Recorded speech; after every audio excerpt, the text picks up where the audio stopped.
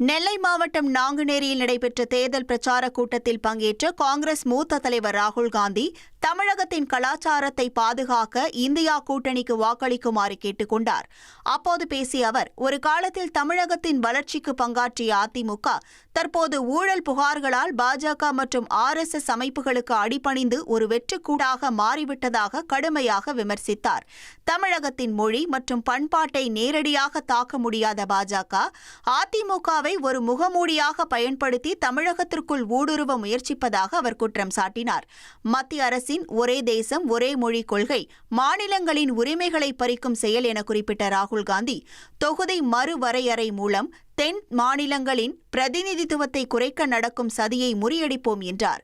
காமராஜர் அமைத்த வளர்ச்சி பாதையையும் திமுக அரசின் காலை உணவு திட்டம் போன்ற சமூக நீதி திட்டங்களையும் பாஜக வெறுப்பதாக சாடினார். மேலும் தமிழினத்தின் வரலாற்றை காக்க உங்கள் சகோதரனாக என்றும் துணை நிற்பேன் என உருக்கமாக பேசினார்.